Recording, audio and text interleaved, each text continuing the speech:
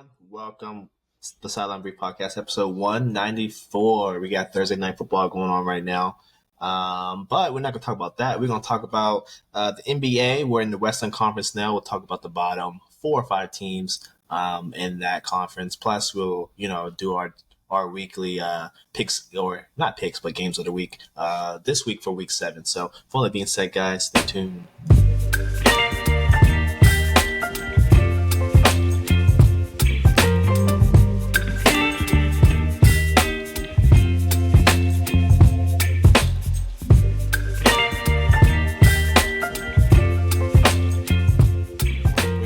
Let's get into this. I think we do have a little bit of NBA news. I think the one thing I saw today, AJ Green, not the NFL play, not the Cincinnati being a legend, but I think he's a guard on the Milwaukee Bucks. I think he signed an extension.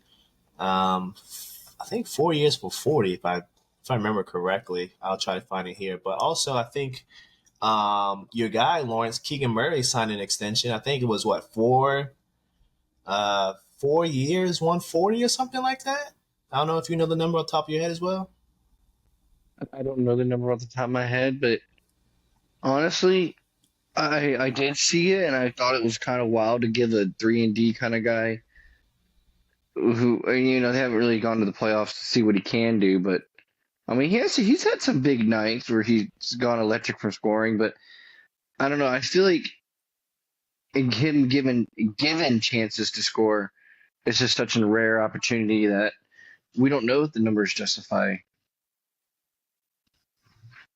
Yeah, I agree with you. He's kind of been up and down, more up though. So I like from the standpoint of the potentials there. Like I probably would have liked more like a Jovic like kind of extension, but I guess he has a lot of upside, so they're probably projecting. This seems like a projection, if anything, really. But I love the 3-and-D, 3-point specialist for sure. He's gotten better on defense. Probably going to be a full-time starter this year, but who knows with the Kings. The Kings are going through a lot right now. Also, they signed Westbrook to a 1-year deal. I think 1 year, $3 million.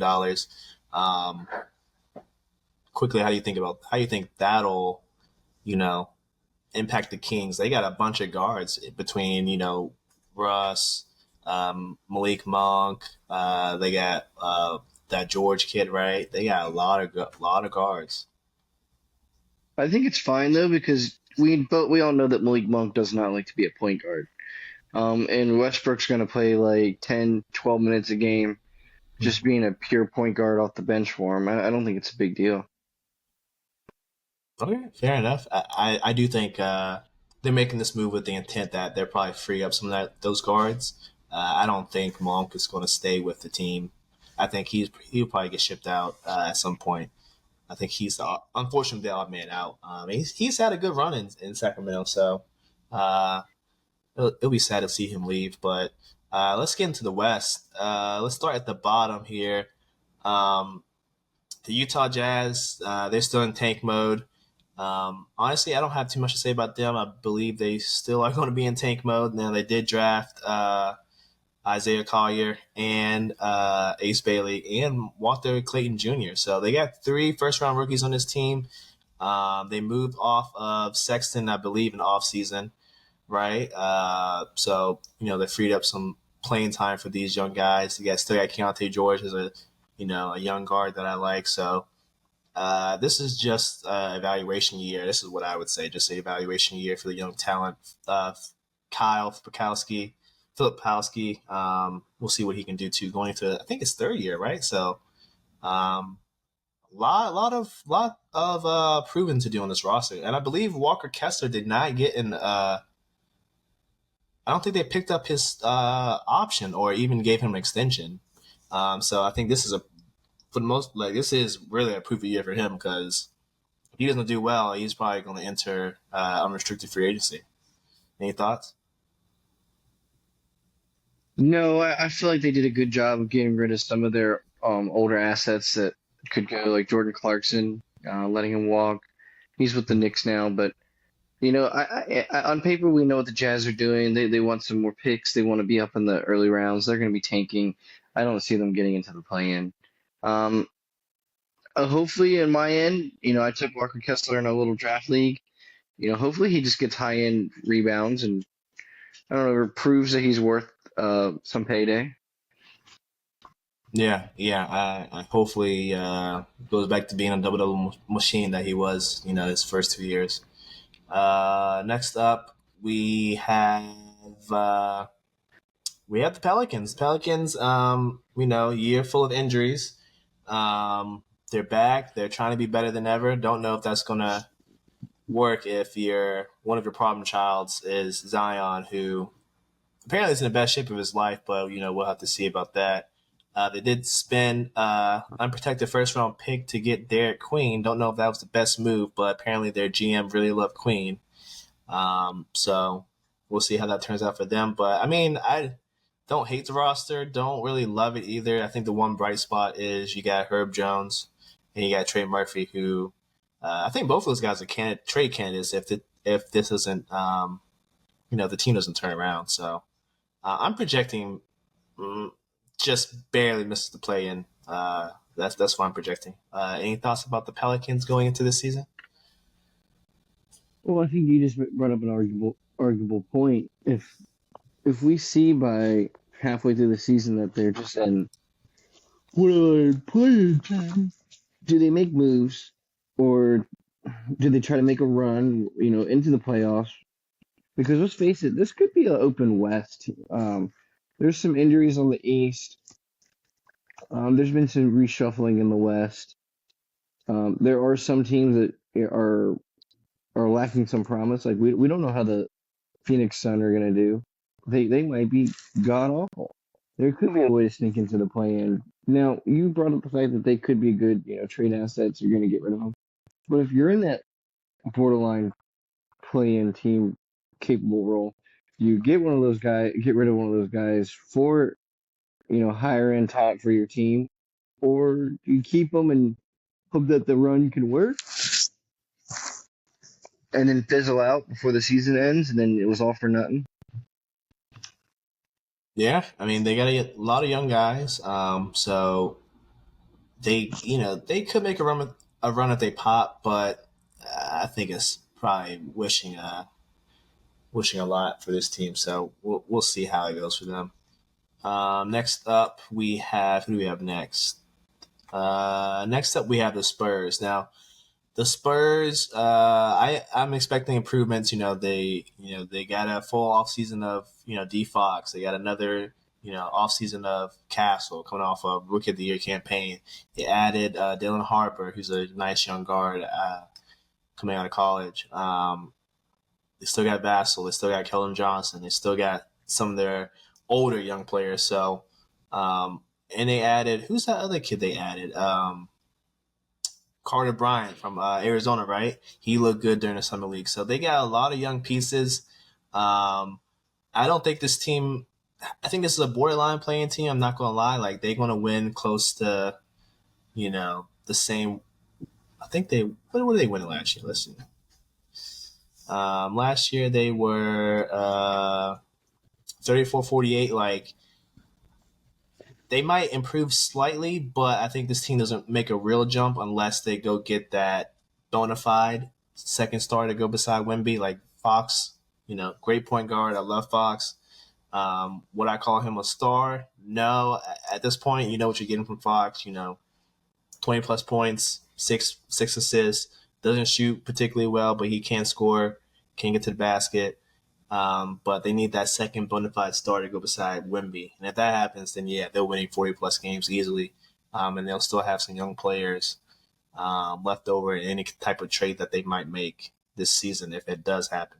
And I am expecting a trade to happen with the Spurs. They got too many young pieces, too many young guards on this team, including Fox. He's not a young guard, but he's definitely a movable piece to not make some type of move mid-season if Wemby is, healthy.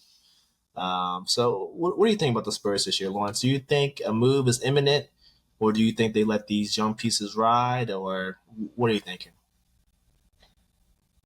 Um, I don't know. I feel like the acquisition of Spox and the way I don't see him partic particularly leaving. Um, I'm also in agreement with you. Something about this team and how long they've been down bad and how good they say Wemby is feels like they should be winning like at least 40 games in the season.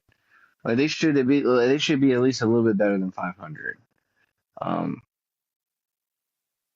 I'm gonna lean that they don't really make any moves and they still try to add to their roster. Maybe they get rid of a few young guys or two for the chance to bring in a savvy player. But I'm just not seeing. I feel like they're just going to be right around that 42 win mark, about halfway. Yeah, yeah, definitely. Maybe they don't push all their chips in the corner into the middle of the table. Maybe they, like you said, they just get a savvy vet who can just help them out for now, and they'll make a different call on a different superstar. Who do we have next? We have oh yeah, it's back to last year. The Trailblazers, poverty franchise. Don't have much to say about them. Lawrence, do you have anything? Um, I guess the real question is how long Drew Holiday will be hanging around. Yeah, yeah, I agree. He didn't want to go there. He definitely was not happy. His second time getting traded there. The first time he got rerouted back to Boston, though. So, um, yeah, I don't. My whole thing is I don't think he stays there either. It'd be surprising to see who trades for him. I'm guessing around the deadline. I do. I mean, the one bright spot is our old hometown guy Denny. He's been balling out. He even looked even better in Portland. So um, if they had a bright spot, and they really don't, it would be Denny. Um, don't really know their center thing. They got going on here between Clinigan and the Yang kid from China. They still got Time Lord. Like they got a little log jam there, so it'll be interesting to see what they do there.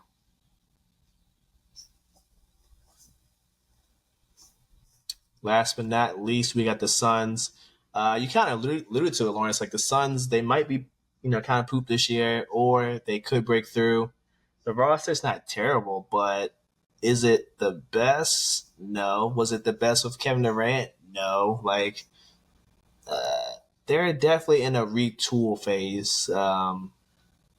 They don't really have much to work with. So it'll be interesting to see how they kind of pull this thing off. I do like, getting Mark Williams. I do like Watch from Duke. I think they got their center situation finally figured out. I think between those two, they got a solid back, center depth, and then you can even move one to the power forward if you need to. But um, Devin Booker, I mean, he says he's a loyal guy. I think he, is either signing an extension or is up for an extension soon. Um, you gotta think if the season goes south very quickly that he might be the next guy that gets moved out of Phoenix. If Phoenix is smart, they would move Devin even if he doesn't want to. Because I think you got to expedite this rebuild because uh, the new owner Matt Ishbia, he really screwed his team over, like mortgaging the future for first round exits and not making playoffs last year even. He really screwed his team over. So it would be in his best interest to kind of expedite this, and I think Devin Booker could easily get you 3 first rounders, probably 4. But my thinking is if the season goes down south, they trade him. But I mean, if things go right, I can see them winning 40-ish games. So there's a wide margin of error here for the Suns. What do you think? The Suns. What do you think their best plan of action is this season? Like, what are you forecasting? The one thing I don't think they will do, and I'd be kind of disappointed if they did, is trade Devin Booker. I Mm-hmm. think that they do need to have a point guard to fill that role. I mean, let's face it, we know that Devin Booker is a shooting guard, which now questions the legitimacy of bringing in a Jalen Green because he's not a point guard. So I do believe they need to bring in a honest to God real point guard. Um, and maybe just shift roles down. Like Jalen Green's gonna have to go small forward. Just bite bullets and do what you gotta do. But I think this team isn't bad on paper. I think they can grit out a lot of wins. And honestly, if I'm the Suns and Devin Booker doesn't want to leave me, then I'm just gonna keep him because he never feels like the problem child. Yeah, he never is. I don't think he's ever caused a problem. I don't think he's ever asked out. I think he's loyal to the soil, you know. So I think with that, you just gotta. I mean, you want to do right by him. Like you're not going to unexpectedly trade him like Luca. You know, you're not going to do that. You're not going to do him dirty like that. But I think there's a real conversation to be had if they're awful. And the only way to expedite this whole thing is, hey man, you got to go. Like I'm sorry. Like we'll send you where you want to go, but you got to get up out of here. So it'd be interesting to see if they go that route. And I think Ishbia is crazy enough to do that, have that conversation with Devin because he was crazy enough to mortgage the future in the first place. You know. Hmm. All right. Well, that's the bottom five teams in the West.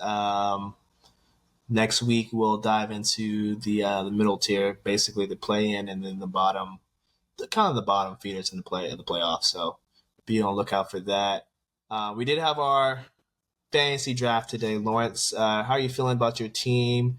Personally, my team, uh, more or less a similar team to last year. I had Ant Man last year, so very familiar with his production. Um, I feel good. I think I got good bigs. I got two good guards. I feel like if I had a weakness, it's probably at the forward spot. I don't really have a solid forward besides Cam Johnson, if I'm being honest. So that's my one weak link, but I think I got a decent team for picking seventh. How you feeling? Well, with the 12th pick, I didn't really get much options. I had to pretty much play opposite of everybody else was doing. So, I mean, I went smaller with my guards first round, but then I feel like I really suffered it um, with my power forward, center. Honestly, I kind of like to make up your team. I think forwards are kind of overrated, anyways. I just kind of like having small forwards and power forwards that can flip flop back and forth. But I mean, yeah, I'm in there as the Hooters fan club. Don't let it get it out. Let's take a look. Let's take a look. Not too bad. Hey, you had some people that I was going to pick, honestly. Like, I was going to pick Paulo if you fell to me, and Norm Powell I wanted. Kessler I was looking for, but you had already taken him. So, I mean, I like your team. It's pretty solid. I do see what you're saying about the big lineup is kind of, it's not there all the way, but there's always room for trades. There's always trades. Yep, I just gotta find someone willing to trade with me. I got some guards to play with. I think, a little top heavy in guard.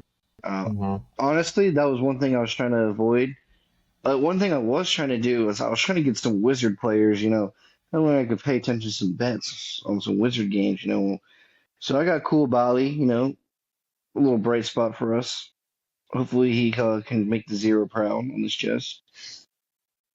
Yeah, I had to get a wizard player too, so I got Bub. I wanted Trey Johnson, but by the time I tried to get him, he was already taken. So somebody stole him from me. It's all good though. All good. All right, let's switch to week 7. We're about third of the way through the NFL season.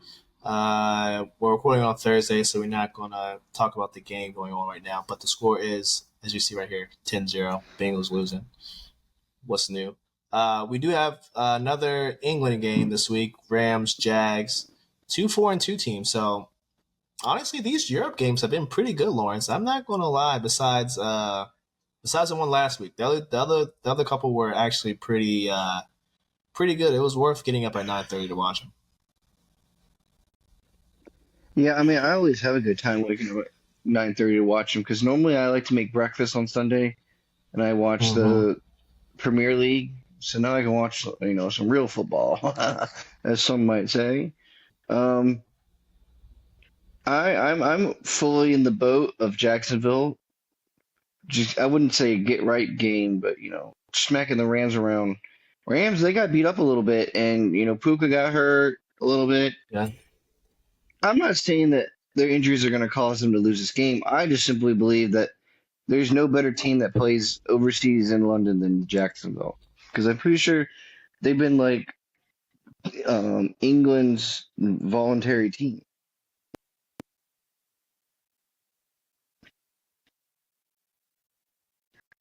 Yeah, basically, I think isn't the owner Khan? Doesn't he own one of the clubs in England?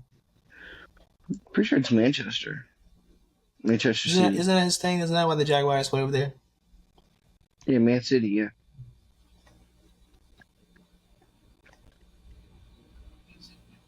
Oh, okay.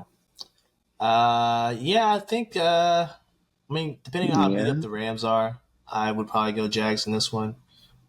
This is like another home game for the Jags, but they're kind of beat up too. So I don't know. We'll see. This is a toss up for me. I can't really make a pick on this one. All right, the 1 o'clock window.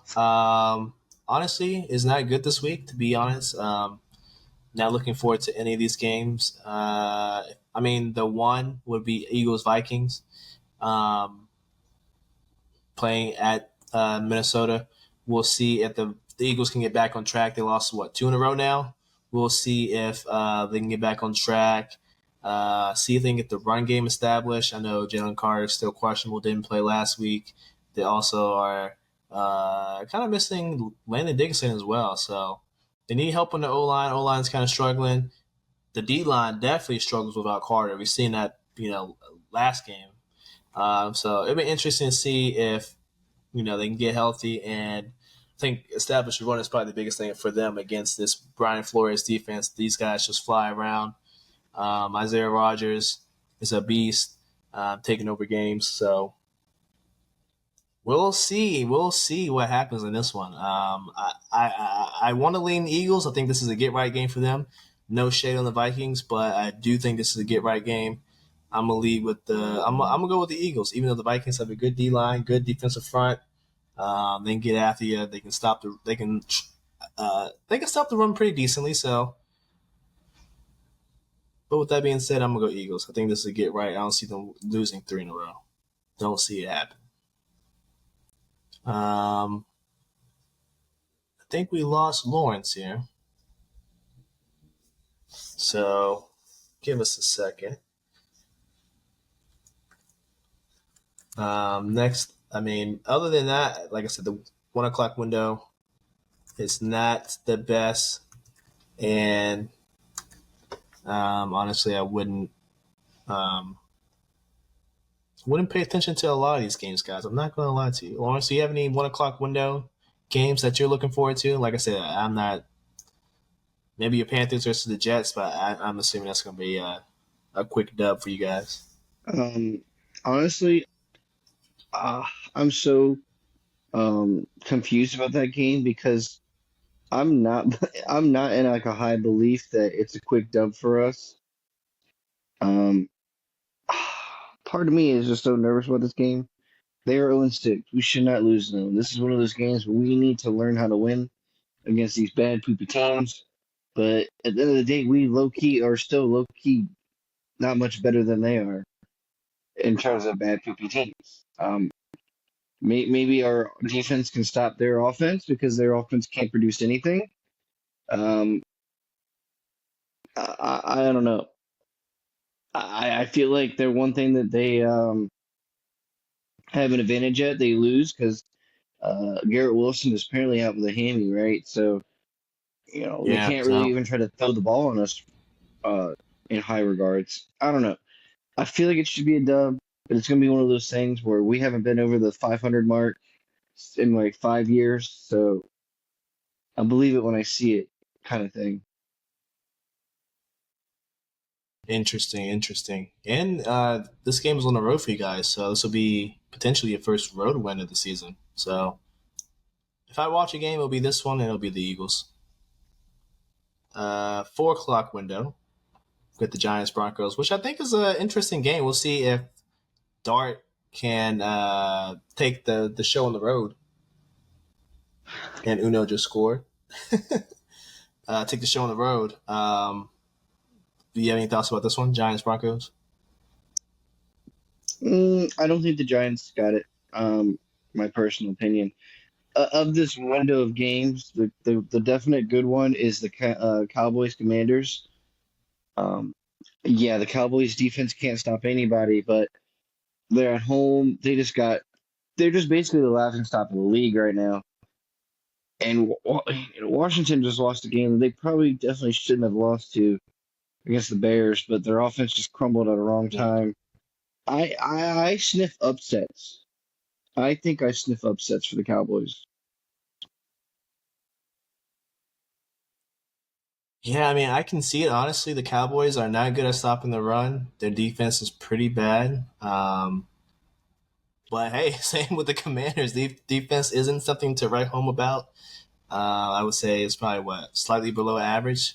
So we'll see. We don't know if Terry's going to play this week. I think he's leaning towards no, and Debo's actually banged up too. So they got some injuries on offense too, and the Commanders have not looked good without Terry. Like they've been able to put up points, but you know, it's been like they've been working really hard to put up those points, and Jaden's been coming back into shape, coming back into form. He's not looking like he was last year, but I think this might be an upset alert. I think you're onto some Lawrence. Yeah, I mean, I think the Cowboys defense has an edge here, just being at home. Maybe they can nullify a few points. Honestly, Carolina has been looking real good about putting up points recently. So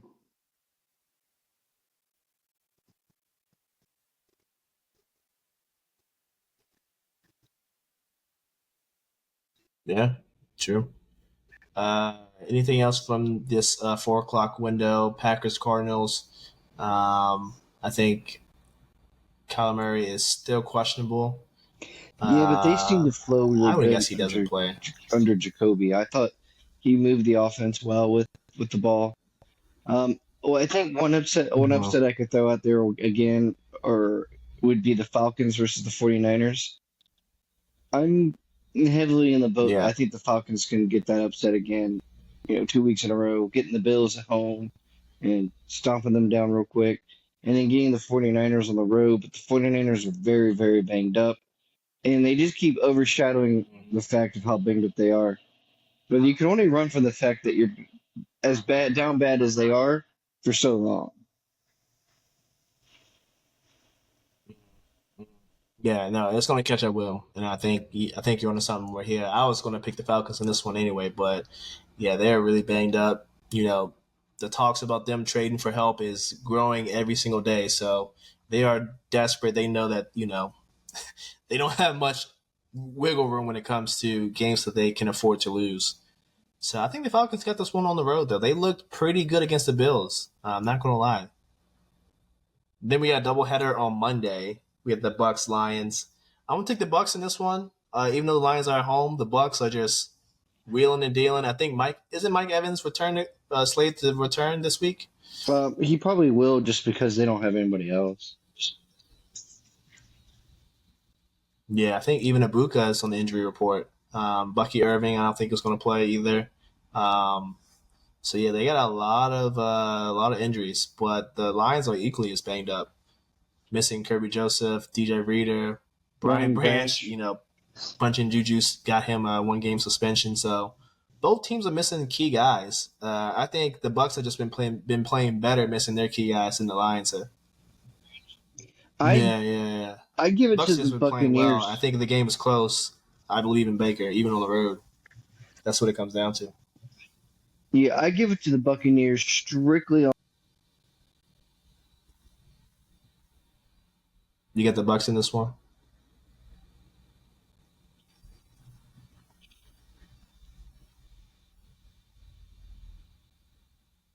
Oh, I think we lost Lawrence again for a little bit. But yeah, I got the Bucks in this one. Baker's been wheeling and dealing. Ibuka might be out this week. But if he has Mike Evans, they definitely have a very good chance in this one. Yeah, I was just gonna go with the fact that I think the Buccaneers have a strong Aaron chance Rodgers threw a pick. with the with the fact that they win close games, and I feel like this game will become close based on the missing links for the Lions, and also the Lions defense. Let's be honest, has not looked um, above average in a few games. And who do you have in the Texans Seahawks game? I got the Texans. Oh, not the Texans. I got the Seahawks. Texans, I think, have gotten an easy dub versus the Ravens, and I think they played. Oh, they were on a bye last week, right? So they beat up on the Titans. They beat up on the Ravens, two poop teams. They won a bye last week. I don't think that's going to help them. Texans are not a good team this year. They just don't have an offensive line. Defense is still good, but I don't think it's good enough to overcome some of the offensive challenges they're having. Yeah, no, I'm also in agreement with you. I think if Seattle can What do you take care think of of this one? Jacksonville like they did, I think they can take care of the Texans at home. Put another win under their belt and get stronger grasp on that division. Again, Houston's. We heard it earlier in the season. They just got like an attitude problem this year on the team.